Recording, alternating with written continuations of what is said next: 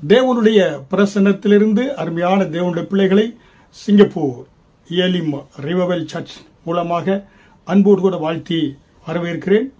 விசேஷமாக இன்றைக்கு நாம் பார்க்கக்கூடிய இந்த செய்தி ரோமர் 12வது அதிகாரம் வசனம் 1 சகோதரரே, நீங்கள் உங்கள் சரீரங்களை பரிசுத்தமும் தேவனுக்கு பிரியமான ஜீவ பலியாக ஒப்பு கொடுக்க வேண்டும் என்று தேவனுடைய இரக்கங்களை முன்னிட்டு உங்களை வேண்டிக் கொள்கிறேன் என்று அப்போஸ்தலனாகிய பவுல் எழுதுகிறார். ஹல்லேலூயா. நம்முடைய சரீரத்தை ஜீவ பலியாக ஒப்பு கொடுக்கின்ற பொழுதுதான் கர்த்தருக்காக நம்ம அக்கினி ஜுவாலையாக எழும்பி பிரவாசிக்க முடியும். ஹல்லேலூயா. நம்முடைய ஆவியை அவித்து போடாதபடி பாதுகாத்துக் கொள்ள முடியும். நம்முடைய பலிபீடமாகிய அந்த சரீரத்திலே தொடர்ந்து அந்த அக்கினி எரிந்து கொண்டே இருக்கும். ஹல்லேலூயா.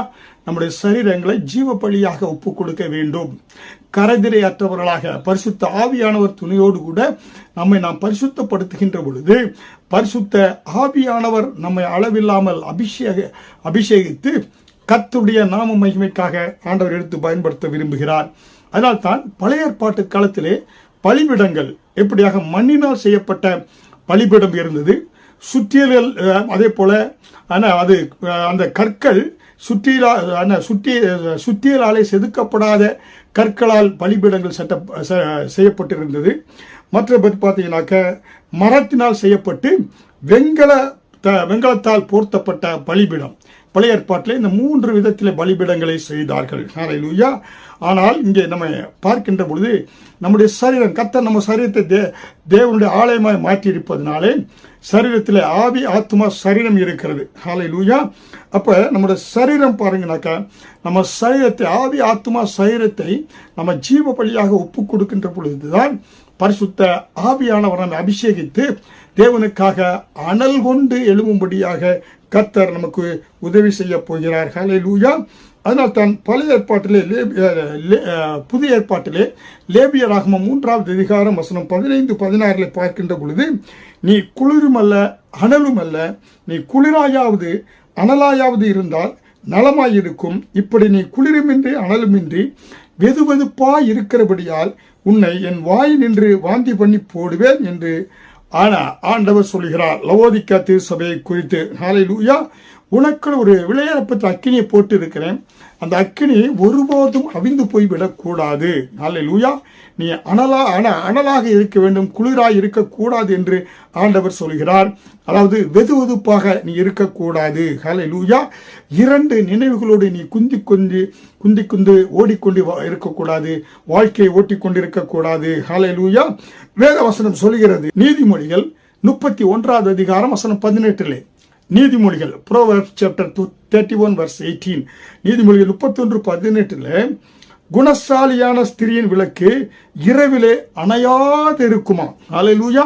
பாருங்க, பரிசுத்த ஆவியானவர் நமக்குள் போட்டிருக்கிற அந்த பரிசுத்த ஆவியானவர் துணையோடு கூட ஆவிக்குரிய கனிகளை நம்ம கொடுக்கின்ற பொழுது குணசாலியான ஸ்திரியாக நம்ம இருக்கின்ற பொழுது அந்த குணசாலியான ஸ்திரியினுடைய விளக்கு இரவில் கூட அணையாது இருக்கும் என்று வேதவசனம் சொல்லுகிறது. ஹல்லேலூயா. அப்ப அருமையான தேவனுடைய பிள்ளைகளை நமக்குள் போட்டிருக்கிற அந்த பரிசுத்தாவின் அக்கினி ஒருபோதும் அணையாதபடி நம்மை பாதுகாத்துக் கொள்ள வேண்டியது நம்முடைய கடமையாக இருக்கிறது. அக்கினி போடுவது தேவனுடைய காரியமாக இருக்கிறது. அதை பற்றி எரிந்து தொடர்ந்து அதை கட்டைகளை போட்டு அணையாதபடி பாதுகாத்துக் கொள்ள வேண்டியது நம்முடைய காரியமாக இருக்கிறது. அதனால்தான் லூக்கா 12வது அதிகாரம் வசனம் 49 பார்க்கின்ற பொழுது பூமியின் மேல் அக்கினி போட வந்தேன், அது இப்பொழுதே பற்றி எரிய வேண்டும் என்று விரும்புகிறேன். ஹல்லேலூயா. அருமையான தேவனுடைய பிள்ளைகளே, இயேசு கிறிஸ்து இந்த பூமிக்கு வந்ததுக்கு அநேக நோக்கம். இழந்து போனதை தேட ரட்சிக்க வந்தார். அவர் என்ன செய்தார் பாருங்க, மனுக்குலத்தை மீட்டெடுக்கும்படியாக வந்தாலும் அதில் பெரிய ஒரு பிரதான நோக்கம் பூமியின் மேல் அக்கினியை போட.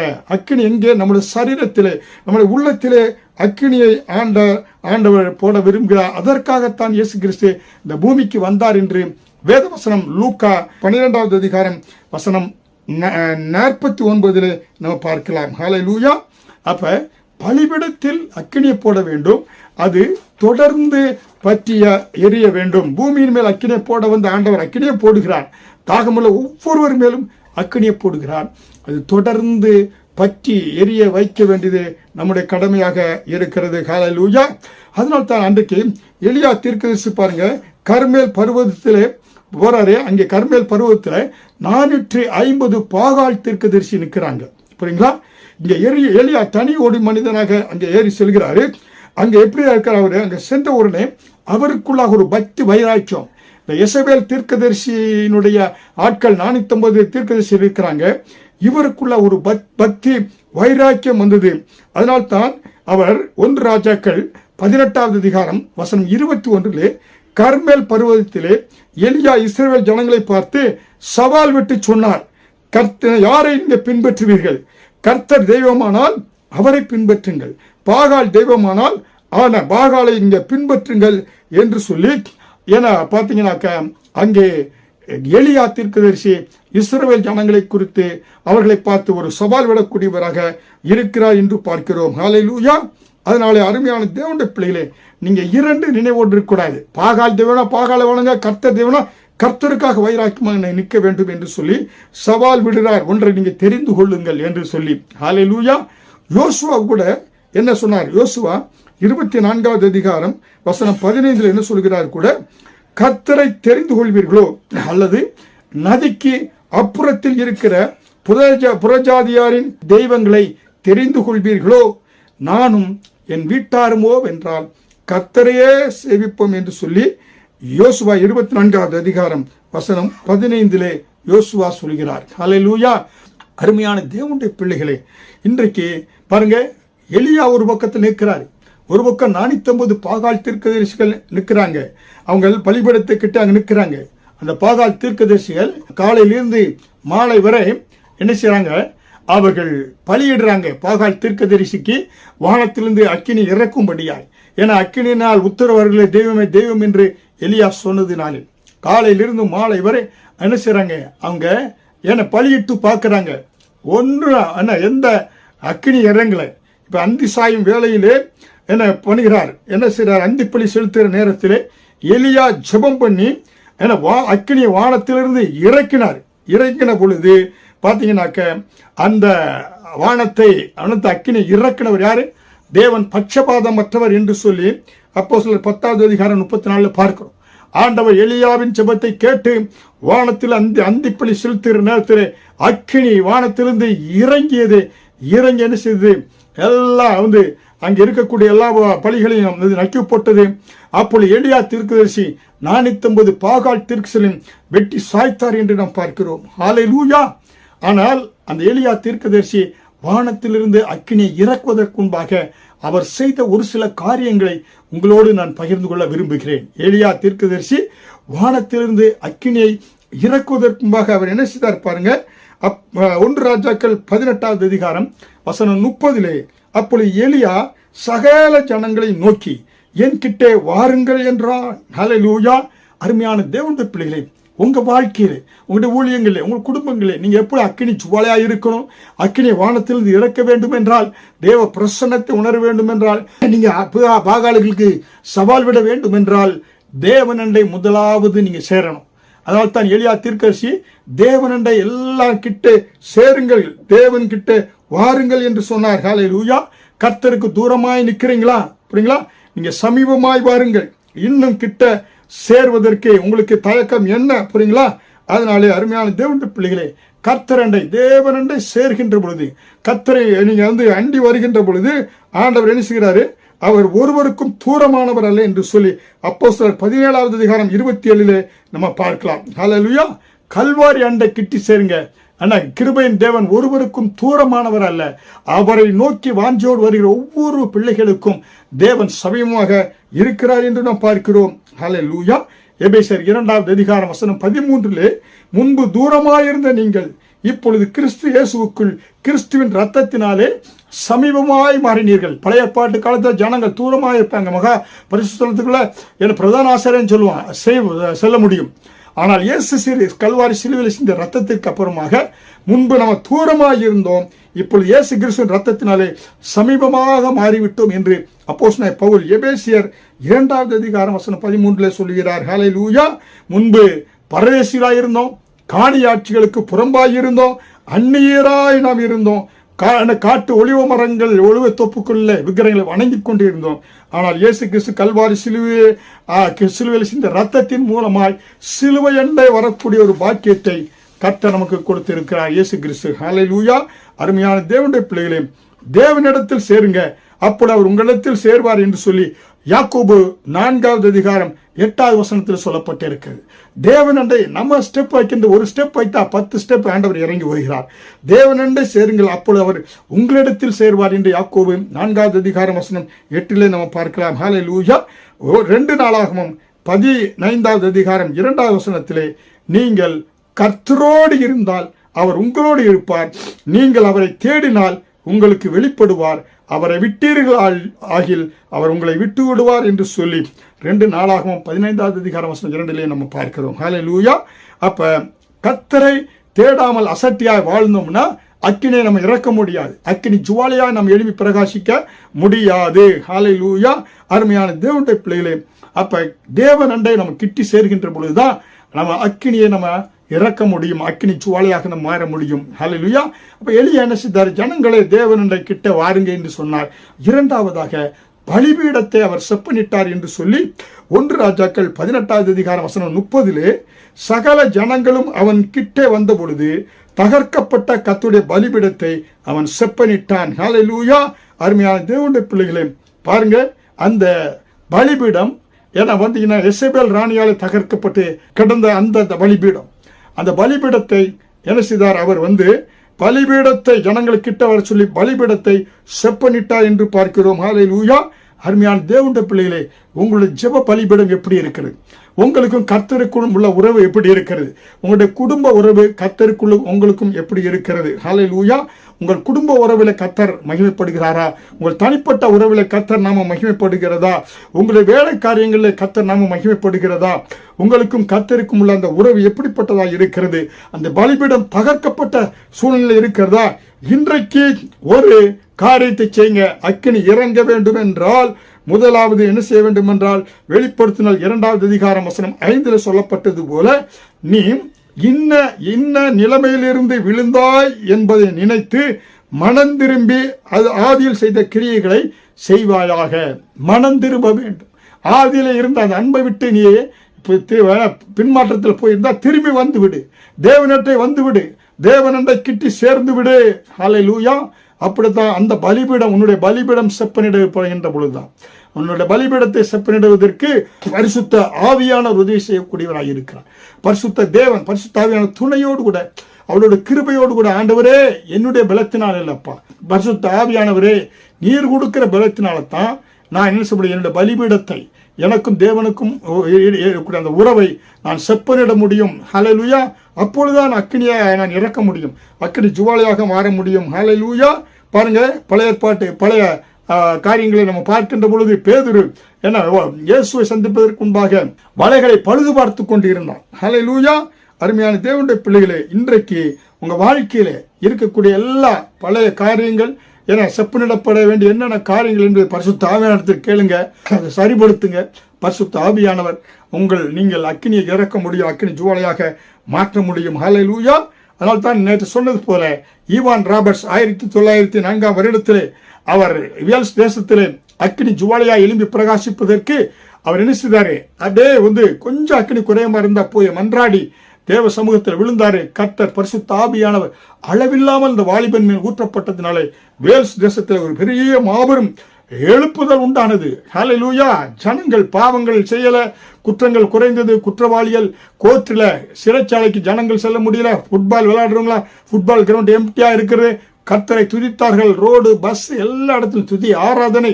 வேல்ஸ் தேசம் கர்த்தருக்காக எழுப்புதல் தேசமாக மாறியது என்று நாம் பார்க்கிறோம். பரிசுத்த அக்கினி அங்கே ஊற்றப்பட்டது. ஹல்லேலூயா. அதுதான் வேல்ஸ் ரிவைவல் என்று பார்க்கிறோம். 1904 ஈவான் ராபர்ட்ஸ் என்று சென்ற ஒரு வாலிபன் நிமித்தமாய் கர்த்தருக்காக பற்றி எரிய வேண்டும் என்று விரும்பின அந்த வாலிபன் திரும்பினான். கர்த்தர் பூமியை மேல் அக்கினியை போட்டார். அக்கினி வேல்ஸ் தேசம் முழுவதும் பற்றி எரிந்தது என்று பார்க்கிறோம். ஒன்று, என்ன செய்ய வேண்டும் என்றால், நீங்க கர்த்தரண்டை நீங்க வர வேண்டும், தேவனண்டை சேர வேண்டும். 2வது, பலிபீடத்தை நீங்கள் செப்பனிட வேண்டும். ஹல்லேலூயா. செப்பனிட வேண்டும். அப்ப நம்ம செய்ய வேண்டிய காரியம், நம்முடைய சரீரமாகிய இந்த சரீரமாகிய தேவாலயமான சரீரத்தை நம்ம செப்பனிடணும். எந்தெந்த காரியங்களில் ஆவிக்குரிய கனிகளை நம்ம கொடுக்க முடியல, தேவனுக்கு பிரியமில்லாத வாழ்க்கையெல்லாம் சரிபடுத்துகின்ற பொழுது அக்கினி ஜுவாலையாக நம்ம மாற முடியும். மூன்றாவதாக இஸ்ரவேல் என்று பெயரை சூட்டினான். ஹல்லேலூயா. பார்க்கிறோம் 1 ராஜாக்கள் 18:31 உனக்கு இஸ்ரவேல் என்று பெயர் என்று சொல்லி கர்த்தருடைய வார்த்தை பெற்ற யாக்கோபுடைய குமாரனார் உண்ட கோத்திரங்கள் இலக்கத்தின்படியே 12 கற்களை எடுத்து அவன் என்ன செய்தான் பாருங்க. இஸ்ரவேல் என்ற அந்த பெயருக்கேற்ப, தேவனுடைய பிரபு என்ற பெயருக்கேற்ப அவன் என்ன பெயரை சூட்டினான் என்று பார்க்கிறோம். புதிய நாமத்தை அங்கே சூட்டினான் என்று நாம் பார்க்கிறோம். ஹல்லேலூயா. ஏனென்றால் யாக்கோபு அங்கே தேவனோடு போராடி மன்றாடி அவன் என்ன செய்தான், என்னை ஆசீர்வதித்தால் ஒளி அவன் போக விடேன் என்று சொல்லி ஒரு மன்றாட்டு ஜெப வீரனாக அங்கே யாக்கோபு இருந்தான் என்று பார்க்கிறோம். ஹல்லேலூயா. அவன் வானமர்த்த பொல்லாத சேனைகளோடு போராடி மேற்கொண்டான் என்று நாம் பார்க்கிறோம். அதனாலே தேவ பிரபு என்ற அர்த்தம் கொள்கிறனவாய் இஸ்ரவேல் என்ன செய்து என்ற அந்த பெயரை சூட்டினான் என்று நாம் பார்க்கிறோம். ஹல்லேலூயா. அருமையான தேவனுடைய பிள்ளைகளே, என்ன பாருங்க, நீங்க மன்றாடி செபிக்கக்கூடியவர்களாக மாறுகின்ற பொழுதுதான் வானத்தில் அக்கினியை இறக்க முடியும். நான்காவதாக பார்க்கின்ற பொழுது அந்த 12 கற்களாலே கர்த்தருடைய நாமத்துக்கென்று ஒரு பலிபீடத்தை கட்டினான் என்று சொல்லி 1 ராஜாக்கள் 18வது அதிகாரம் வசனம் 32 பார்க்கிறோம். ஹல்லேலூயா. பாருங்க, அன்றைக்கு இஸ்ரவேல் கோத்திரங்கள் பெயரிலே அவன் என்ன செய்தான், அந்த பலிபீடத்தை கட்டினான் என்று பார்க்கிறோம். எலியா தீர்க்கதரிசி. ஹல்லேலூயா. அப்படி என்றால் என கோத்திரங்கள் ஒன்றாக இணைத்து பிரிவினைகள், கசப்புகள், வைராக்கியங்கள் எல்லாவற்றையும் நீக்கி அங்கே ஒரு மனமாய் அவர்கள் செயல்பட வேண்டும் என்பதை அந்த 12 கற்கள் சொல்லக்கூடியதாக இருக்கிறது. ஹல்லேலூயா.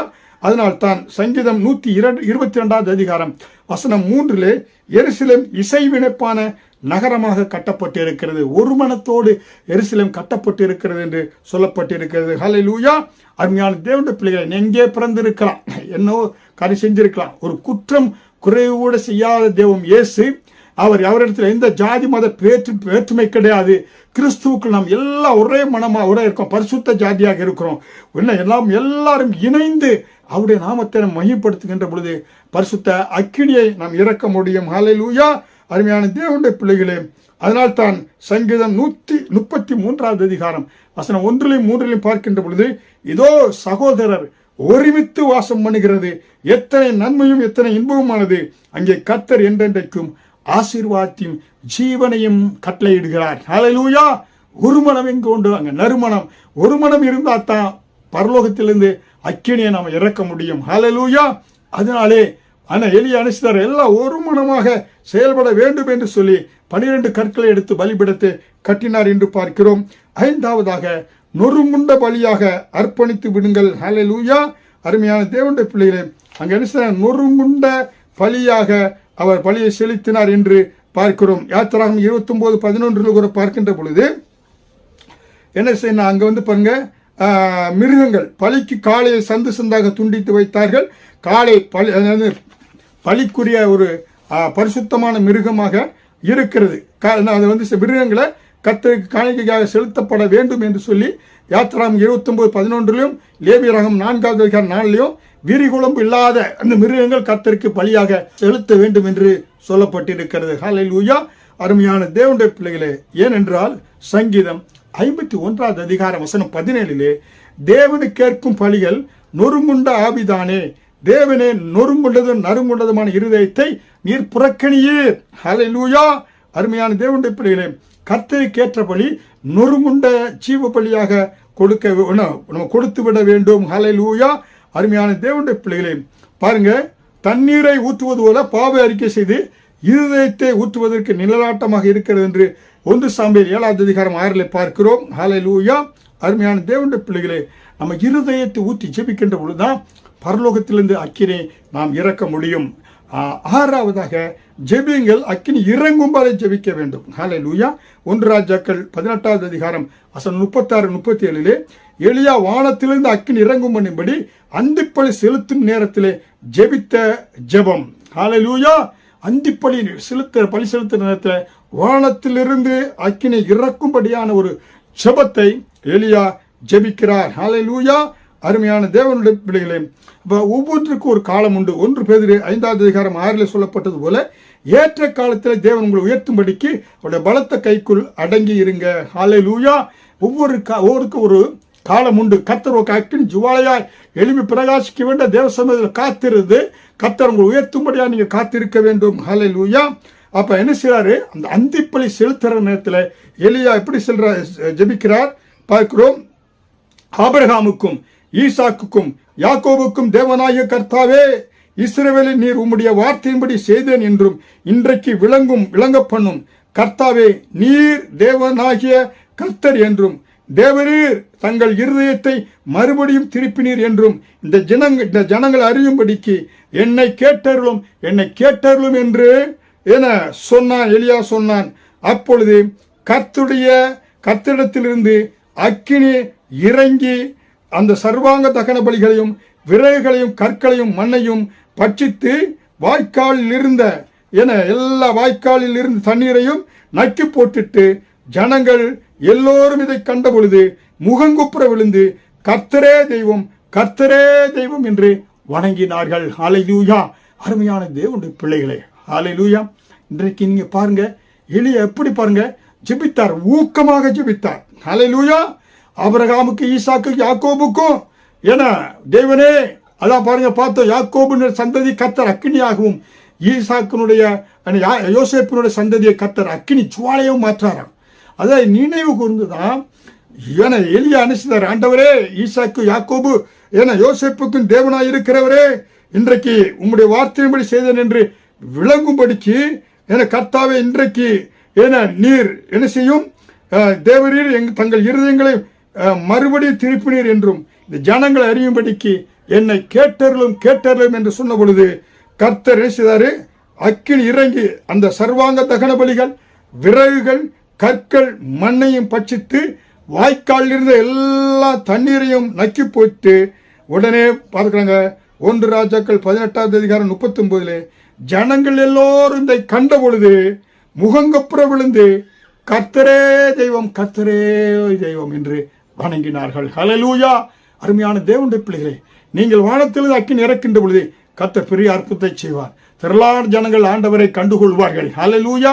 அருமையான தேவனுடைய பிள்ளைகளே, அதனாலே நீங்க இன்றைக்கு கர்த்தர் உங்களை அக்கினி சுவாலையாக மாற்றி வைத்திருக்கிறார். நீங்க வானத்திலிருந்து அக்கினி இறங்க பண்ணணும். ஜனங்கள் மத்தியிலே கர்த்தரே தெய்வம் என்று நிரூபிக்க வேண்டும்.